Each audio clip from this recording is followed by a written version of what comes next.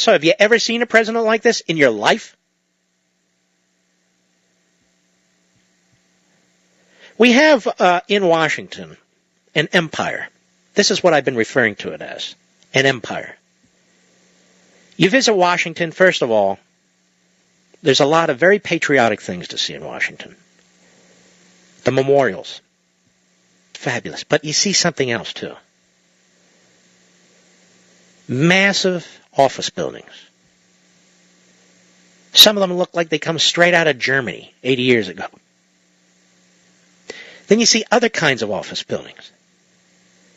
All square, all the windows exactly the same. Even the Department of Energy, I think it's still the Department of Energy building, I haven't been there in a while, up on these big stilts, way up high. I guess it makes it harder and harder for people to actually go there.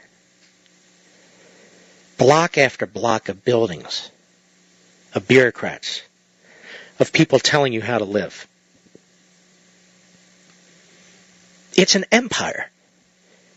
It's an empire unto itself, and it's getting bigger and bigger and bigger. And the people who run it, at the very top, like Obama, more and more arrogant, more and more demanding of you. Of you. We, the people, made a statement last November.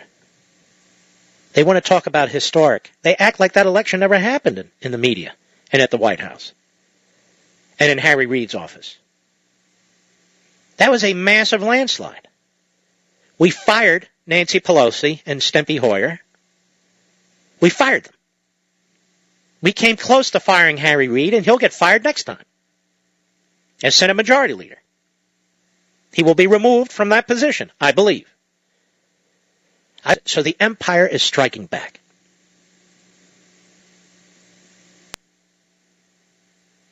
And they know it. The empire knows it. So the empire is striking back.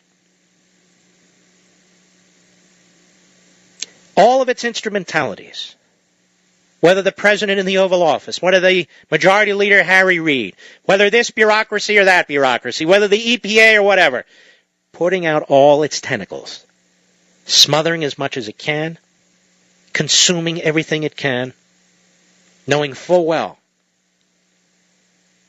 that the next election cycle may not benefit the empire, but may actually benefit the American people.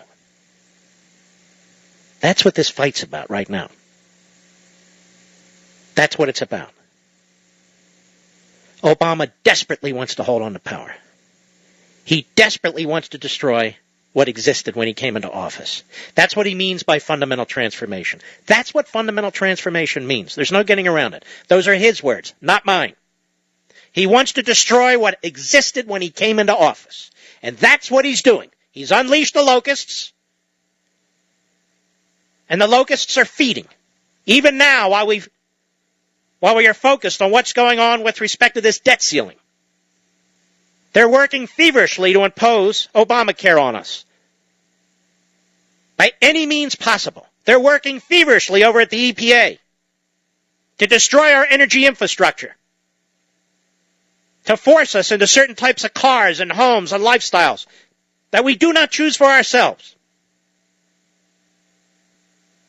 They are driving up the cost of food because they think we're too fat. They're driving up the cost of energy because they think we drive too much. They're driving up the cost of automobiles with all kinds of design ideas because they think we drive too much. They're telling us what kind of light bulbs we're allowed to have in our homes. How much water we're allowed to use. What our bathrooms are supposed to look like. We wipe out 600 to 700 liberal Democrats at the state and local levels. Unheard of. Bigger and bigger and stronger. So we have this historic election. We wipe out 600 to 700 liberal Democrats at the state and local levels. Unheard of. A massive landslide in the House of Representatives. We fire Nancy Pelosi. Not enough Democrats are up, quite frankly, in vulnerable areas for us to win the Senate, but we come pretty damn close.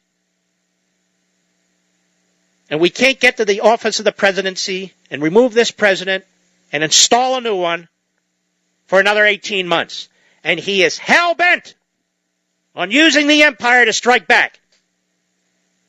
To strike back at the American people. Hell-bent on it. He's increased the size of the empire. He's massively increased the salaries and the benefits and the wealth of the empire. They keep draining resources out of the private sector. They keep trying to destroy industries that dare to resist. That's exactly what's going on. When you understand it that way, you see why Obama does what he does and acts the way he acts. He looks at Cantor and Boehner. He looks at McConnell and Kyle. He detests them. They're not adversaries. They're not opponents. They're the enemy. They're the enemy. That has been hammered into him since he was a young kid by Marxists, and when he got older, by his affinity for Saul Alinsky and Reverend Wright. Reverend Wright didn't pick Barack Obama. Barack Obama picked Reverend Wright.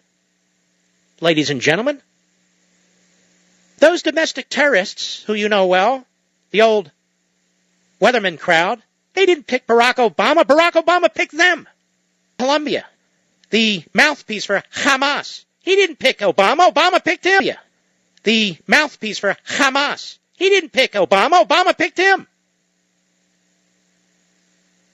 These people, these czars surrounding Obama, these extremists, this guy Berwick over there at Medicare and Medicaid, saying that the purpose of our healthcare system is to redistribute wealth. He didn't pick Obama. Obama picked him.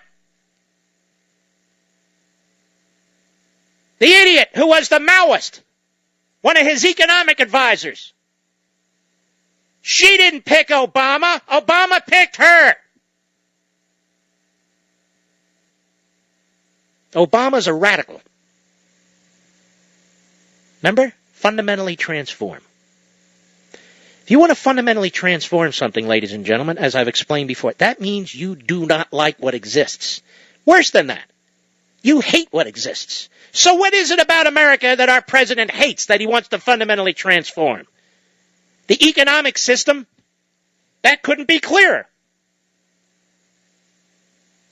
The political system, where he believes he exercises all kinds of power, that couldn't be clearer. If Social Security payments aren't made in August, it's because Barack Obama has directed Timothy Geithner not to make them. The Social Security Administration does not automatically stop paying them. In fact, the money's not even with the Social Security Administration because there is no trust fund. The money's with the Department of Treasury.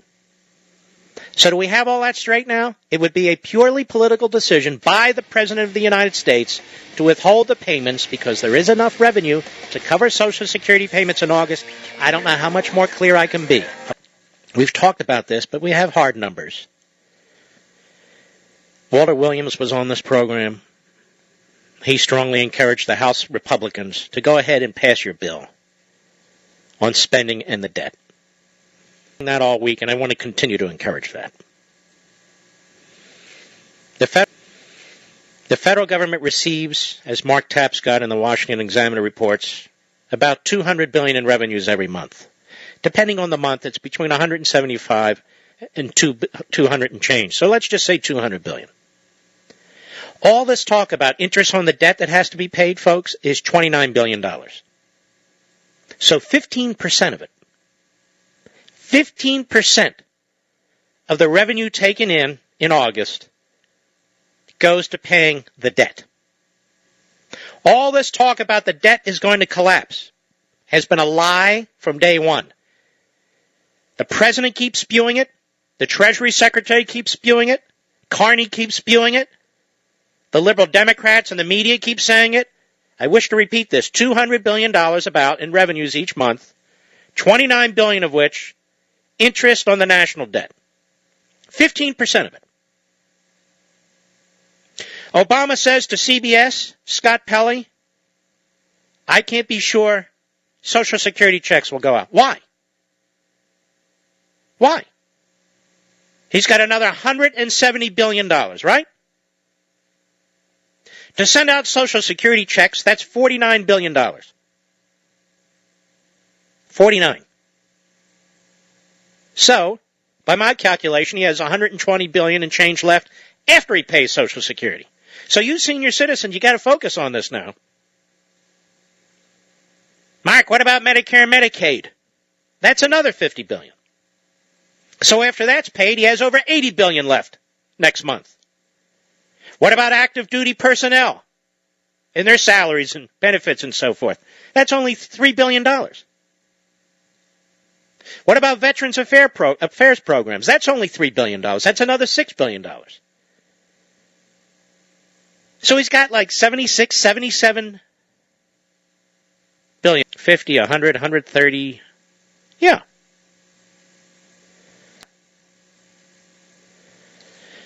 So after that, decisions can be made. My decision, I'd continue to pay for federal law enforcement related activities, the Border Patrol, intelligence services, that sort of thing. And then the cutting gets very interesting. It gets very interesting because he has to cut about 40%. 40%. So cut it. The United States Senate has had 900 days to put forward a budget and has refused. Pass your spending budget. Pay for what we just talked about, those priorities.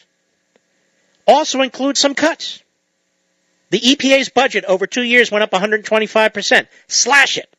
Take a look at what the EPA spends money on. Half of it goes to grants and contracts to left-wing groups.